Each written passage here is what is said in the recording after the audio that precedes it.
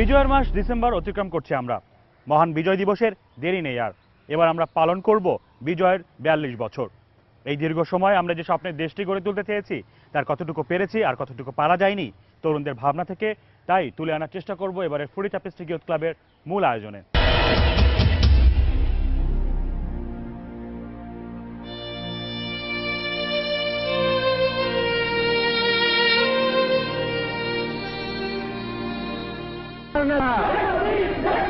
স্বাধীন দেশের স্বাধীন নেতা, স্বাধীন দেশের স্বাধীন নেতা। জীবন আর সম্ভ্রমের দামে কেনা সংগ্রামের অর্জন যে বিজয়, সেই বিজয়ের পতাকা উড়েছিল 1971-এর 16 ডিসেম্বর। শত্রুমুক্ত স্বদেশ, লাল সবুজের পতাকা আর গৌরবের স্বাধীনতা বাঙালি জাতির অগ্রযাত্রার নবযুগের সূচনা করেছিল। সেই বিজয়ের আনন্দ 4 দশক পরের প্রজন্ম কিভাবে অনুভব করে? কোনো দেশই একবার ধপ করে যে অনেক আগায় চলে যাবে বা আমরা 43 বছরে আমেরিকা ইংল্যান্ড হয়ে যাবো এরকমও কিছু না। দেখেন, আমাদের অনেক আগেই কিন্তু পাকিস্তান বিজয় পেয়েছে। তারপর ওদের বর্তমান যে কন্ডিশন, তার থেকে আমি বলতে পারি আমরা হাজার গুণে ভালো আছি। কখনোই আমরা শাসন শোষণকে প্রশ্রয় দিইনি। যতবারই আমাদের উপর শাসন হয়েছে, শোষণ হয়েছে, আমরা সেটা যেভাবেই হোক সেটাকে আমরা মোকাবেলা করেছি। যেহেতু আমরা স্বাধীনতা পাইছি, আমাদের এখানে এটা রক্ষা করা উচিত এবং এটা কিভাবে করলে পরবর্তী ধাপে আমরা আরো উন্নত জীবন যাপন করতে পারবো। যেভাবে আমাদের স্বাধীনতাটা পাওয়া উচিত আমরা ওভাবে পাইনি। একটা স্বাধীন দেশের মানুষ যেভাবে চলাফেরা করতে পারে আমরা ওভাবে চলাফেরা করতে পারছি না রাস্তায়। আমাদের পলিটিক্যাল যে অ্যানার্কিগুলোর কারণে আমাদের সমস্যা হচ্ছে। সুখী সমৃদ্ধশালী দেশ আর উন্নত জীবনের মধ্য দিয়ে মানবিক সমাজ বিনির্মাণের স্বপ্ন বারবার হোঁচট খেয়েছে বলে তরুণদের অভিমত। বাংলাদেশকে বিজয়ের থেকে নিয়ে যাওয়ার জন্য আমরা গত ৪২ বছরে যতটুকু আগানো আমাদের প্রয়োজন ছিল ততটুকু আমরা আগাতে পারিনি, বরং অনেকটা জায়গায় আমরা পিছিয়ে পড়েছি। প্রয়োজন ছিল এটি ক্ষুধা দারিদ্র্যমুক্ত বাংলাদেশ গড়ে তোলার, সেটা আমরা পারিনি। এখন প্রয়োজন তরুণদেরকে নেতৃত্বের মাধ্যমে সেই দিকে আমরা যাওয়া। প্রয়োজন ছিল একটি দুর্নীতিমুক্ত বাংলাদেশ গড়ে তোলার, কিন্তু সেদিকেও আমরা পারিনি। দুর্নীতিতে দেশ ছেয়ে গেছে। এখন প্রয়োজন তরুণদেরকে ঐক্যবদ্ধ হয়ে সেই দুর্নীতিমুক্ত বাংলাদেশ গড়ে তোলার। একটা বৈষম্য মুক্ত আমরা সমাজ প্রতিষ্ঠা করব। আমাদেরকে সেই আশ্বাস দিয়েছিল, আমাদের মুক্তিযোদ্ধারা প্রাণ দিয়েছিলেন সেই লক্ষ্য নিয়ে যে একটা বৈষম্য মুক্ত সমাজ প্রতিষ্ঠা করার। কিন্তু দেখা যাচ্ছে যে দিন দিন কিন্তু বৈষম্য বেড়েই চলেছে, যে আমাদের কিছু মানুষ দিন দিন অঢেল সম্পদের মালিক হচ্ছে, আর অন্যদিকে শ্রমিক শ্রেণী এবং যারা কর্মজীবী মানুষ, শ্রমজীবী মানুষ, তাদের অধিকার কিন্তু প্রতিষ্ঠিত হচ্ছে না।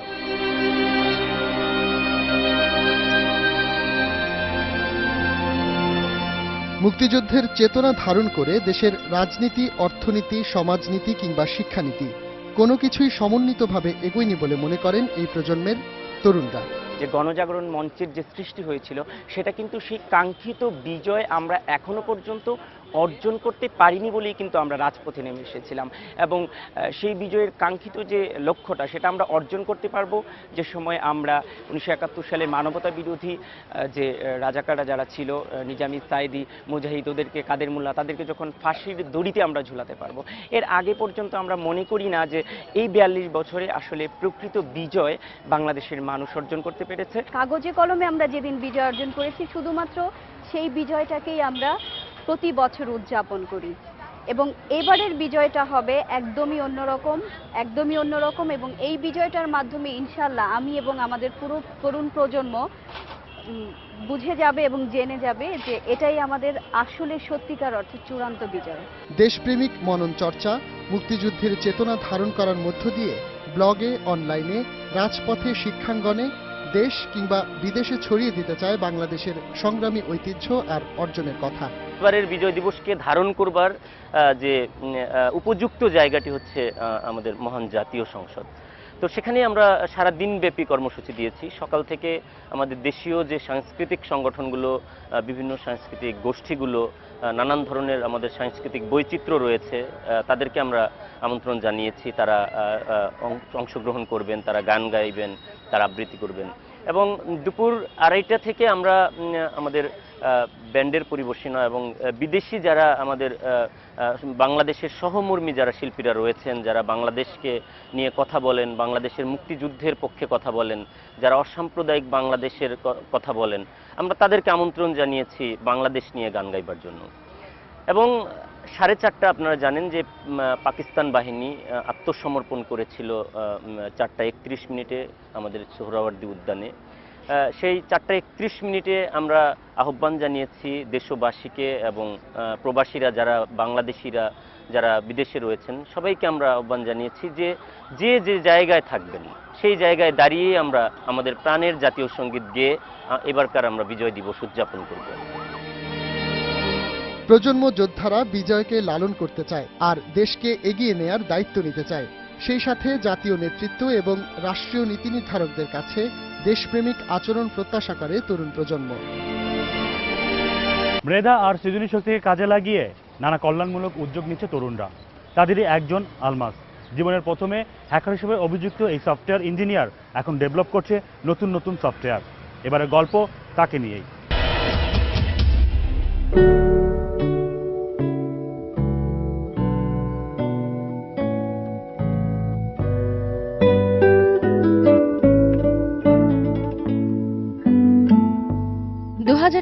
সাল, ক্লাস 8-এর ছাত্র দেওয়ান আশিকুজ্জামান আলমাস। ইন্টারনেট ব্যবহারে পটু এই শিক্ষার্থী অভিযুক্ত হলো একজন হ্যাকার হিসেবে। এরপর কলঙ্কের সেই দাগ কপাল থেকে মুছতে শুরু করলো সফটওয়্যার ডেভেলপমেন্ট। 2010 সালে তার উদ্যোগেই যাত্রা শুরু করলো বর্ণ ল্যাব নামের প্রতিষ্ঠান। প্রায় 5 থেকে 6 বছর আগের কথা, তখন আমি ক্লাস 8-এ পড়ি। তা হ্যাকিং শব্দটার সাথে কোনোভাবে পরিচয় ছিলাম না। বাবার সেলফোন থেকে প্রথম গুগলে ঢুকি। গুগলে ঢোকার পর হ্যাকিং দেখে সার্চ করি। অনেক প্রেশার কুকার, ছোট প্রেশার কুকার, বড় প্রেশার কুকার, অনেকটা এমন। তা আমি খুবই কৌতূহল হয়ে গেলাম যে আমি হ্যাকিং দিয়ে সার্চ করলাম, প্রেশার কুকার ছবি কেন আসলো। এরপর প্রতিদিন গুগলে সার্চ করতাম বিভিন্ন রকম বিষয় নিয়ে, হ্যাকিং সম্পর্কিত, hacking tricks, hacking website hacking, এরকম বিষয়গুলো নিয়ে, বা অপারেটিং সিস্টেম হ্যাকিং। ঠিক এই যাত্রার মাঝখানে একটা টুলস আমি পাই, যেটা হলো পেন ড্রাইভের মাধ্যমে পাসওয়ার্ড ইনস্টল করা বা পাসওয়ার্ড চুরি করা। আমাদের এই গাইবান্ধা জেলার পাশের কোনো একটা সাইবার ক্যাফে আমি প্রথম একটা টেস্ট করি, এরকম একটা বিষয়। এরপর সে ওনাদের পাসওয়ার্ডগুলো পাওয়ার পর আমি বাসা থেকেই তার ওয়েবসাইট বা তার অন্যান্য বিষয়গুলো, বিজনেসের অন্যান্য বিষয়গুলো, যদিও বিজনেস সময় কিছুই বুঝতাম না সে সময়, তো সেগুলো ডিল করার চেষ্টা করি, যে আমি অ্যাক্সেস করে দেখি যে রিমোটলি কতখানি তাকে আমি নিয়ন্ত্রণ করতে পারি আর কি। এটা ছিল আমার লাইফের ফার্স্ট কোনো একটা সাইবার ক্রাইম, যেটা আমি এখন বুঝতেছি এটা সাইবার ক্রাইম ছিল, কিন্তু ওই সময় আমার কোনো চিন্তা ভাবনা ছিল না যে এটাকে সাইবার ক্রাইম বলা হয়। তো ইনফ্যাক্ট এর মধ্যে বাংলাদেশের যারা আমার মতো অন্যান্য চিন্তা ভাবনা করেন এই বিষয়গুলো নিয়ে, হ্যাঁ, তারা একদিন আমাকে ফোন দিল। সেই ফোন দিয়ে আমাকে জানালেন যে আমরা একটা গ্রুপ করতে চাই, হ্যাকিং বিষয়ক গ্রুপ। এরপর তার সাথে কাজ করা আমি, তিনি আর আরও একজন বড় ভাই মিলে আমরা একটা গ্রুপ তৈরি করি, যেটার নাম হয় বাংলাদেশ সাইবার আর্মি। এরই মাঝামাঝি সময়ে চলে আসে সাইবার ওয়্যার, ইন্ডিয়া এবং বাংলাদেশ সাইবার ওয়্যার। সেই সাইবার ওয়্যারে আমি ছিলাম। সে সময় সাইবার ওয়্যারে বিভিন্ন রকম নেতৃত্ব বা কমান্ডগুলো আমি দিতাম আর কি। যদিও আমার উপরে আমার বড় ভাইরা ছিল, তারা আমাকে নির্দেশ দিতেন এবং আমি সেগুলো ফলো আপ করতাম। বলা যেতে পারে আমার লিড ডিফেন্সার হিসেবে আমি ছিলাম আর কি, বা প্রধান ডিফেন্সার হিসেবে ছিলাম। এরপর একটা সময় আসলো যখন দেখলাম যে আমাদের টার্গেট বা বাংলাদেশ সাইবার আর্মি যে সময় তৈরি করা হয়েছিল, সে টার্গেটগুলো ফিল আপ হয়ে গিয়েছে। অ্যালুমিনিয়াম সিকিউরিটি নামের সাইবার নিরাপত্তা প্রতিষ্ঠান গড়ে তুলে দেশের শীর্ষস্থানীয় সব ওয়েবসাইটে নিরাপত্তা নিশ্চিত করার কাজে হাত দেয় এই তরুণ।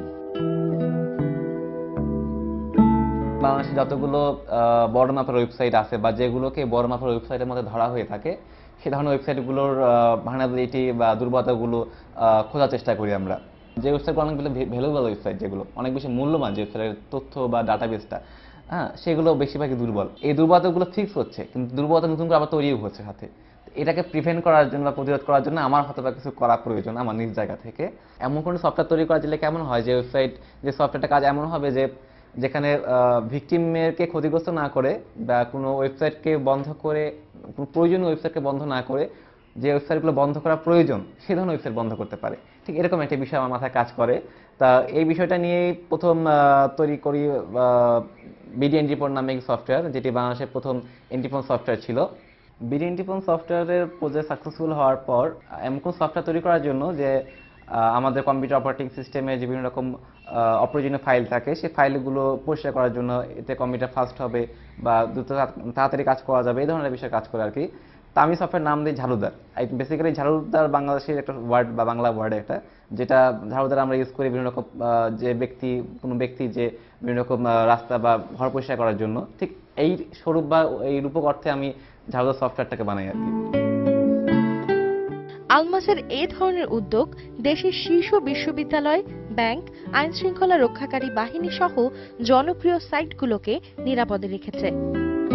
বাইরের যে সফটওয়্যারগুলো আছে এগুলোর কোনো বাংলা ইন্টারফেস নেই, কিন্তু আমার বিডি পয়েন্ট প্লাস আমাদের যে ঝাড়ুদার সফটওয়্যারটি আছে দুটোরই বাংলা ইন্টারফেস, কাজেই যে কোনো বাংলাভাষী লোকের জন্য ব্যবহার করা এটা কোনো প্রবলেমের বিষয় না। বিডি পয়েন্ট সফটওয়্যারটাতে আমি যেটা দেখেছি যে আসলে এটা অন্যান্য সফটওয়্যারের তুলনায় অনেক ভালো কাজ করে। তো দেখা গেল যে এটা প্রতিনিয়ত আপডেট হচ্ছে, কারণ এই ধরনের সফটওয়্যার রেগুলার আপডেট না হলে অনেক সমস্যা হয়ে যায়। তো এই ক্ষেত্রে আপডেটের দিক থেকে বলতে গেলে যে আমরা এই সফটওয়্যারে কিছু কিছু ভালো ফিচার পাই। আর বলতে গেলে যে এটা মানে ব্যবহার করা আসলে অনেক ইজি। আমরা যদি একবার ইনস্টল করি এবং শুধুমাত্র এনাবেল এবং ডিসেবলে ক্লিক করার মাধ্যমে আমরা খুব সহজে এটা ব্যবহার করতে পারি। যেহেতু দেশীয় একটা প্রোডাক্ট, এটা আসলে আমার কাছে খুব ভালো মনে হয়েছে এই কারণে যে দেশীয় এরকম প্রোডাক্ট আমি এর আগে আর কখনো দেখিনি। এটাই ফার্স্ট আমি পেয়েছি এবং এটা আমি আমার পিসি সহ আমার অফিসে যত পিসি আছে আমি সবগুলোতে আসলে ইনস্টল করছি এবং দেখছি এটা ভালো কাজ করে। বাংলাদেশের তরুণদের তৈরি করা সফটওয়্যারের মধ্যে এই দুটোই প্রথম এই ক্যাটাগরিতে, এবং অন্যান্য সফটওয়্যারের সাথে তারা তাল মিলিয়ে কোয়ালিটির দিক থেকে এবং পাওয়ারের দিক থেকে, মেমোরি ইউজের দিক থেকে, সিপিইউ ইউজের দিক থেকে তারা অন্যান্য সফটওয়্যারগুলোর সাথে তাল মিলিয়ে চলার ক্ষমতা রাখে। বর্তমানে আলমাসের এই সাইবার নিরাপত্তা কার্যক্রমের সুফল পাচ্ছে দেশের বিভিন্ন প্রতিষ্ঠান। সবার কল্যাণের জন্য তথ্য প্রযুক্তিকে ব্যবহারের নিত্য নতুন পথ এবং কৌশল তৈরি করতে বাংলাদেশের তরুণেরা আরও এগিয়ে আসবে বলে আশা করে আলমাস।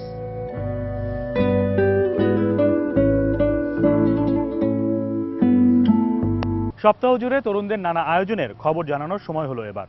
চলো এক নজরে দেখে নেই সেগুলো।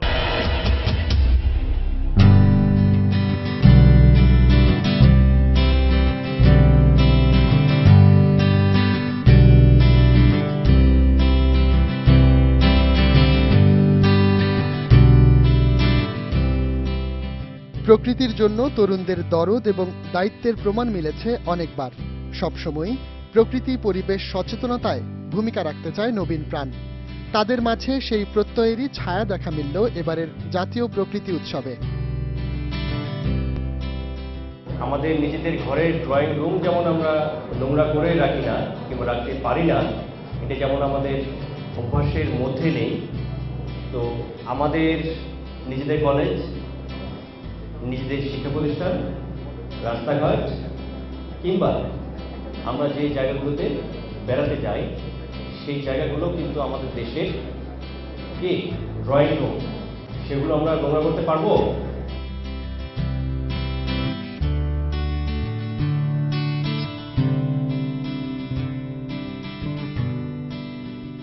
নটরডেম নেচার স্টাডি ক্লাবের উদ্যোগে এবার ছিল জাতীয় প্রকৃতি উৎসবের পঞ্চমবারের আয়োজন। এই সব কিছু রক্ষা কেন করতে হবে? এই রক্ষা করার ব্যাপারটা আসলে আমরা অনেকেই বুঝি না। যেমন একটা ব্যাঙ, সামান্য ব্যাঙ, তার কি অবদান, কিংবা একটা প্যাঁচার কি অবদান, আমরা অলক্ষণে প্যাঁচা মনে করি আর ব্যাংকে মনে করি কোনো প্রয়োজনই নেই তাদের, অথচ এরা কতখানি উপকার করে। অথবা আমাদের এই গাছ, আমাদের নদ নদী, গাছপালা, এরা কি উপকার করে তা নিয়ে কিন্তু কেউ ভাবি না। অথচ এই ভাবার জায়গাটাকেই কিন্তু একটু জাগানোর জন্য, একটু সচেতনতা বৃদ্ধি করার জন্য আমরা একটি অনুষ্ঠান করছি।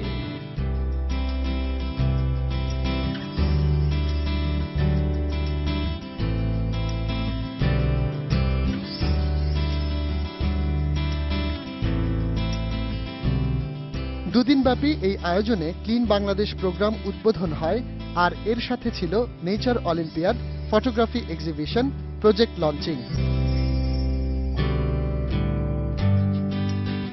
তরুণ শিক্ষার্থীরা পরিচ্ছন্নতা সচেতনতা করতে 10 লাখ স্বাক্ষর সংগ্রহ করবে।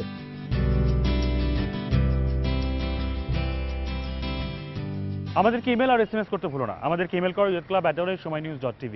অথবা SMS করে তোমার মোবাইলে মেসেজ অপশন গিয়ে টাইপ করো ওয়াইসি স্পেস তোমার কথা আর পাঠিয়ে দাও 16242 এই নাম্বারে। আর যে কোনো সময় যে কোনো জায়গা থেকে অনুষ্ঠান দেখে লগ ইন করো সময় নিউজ.tv।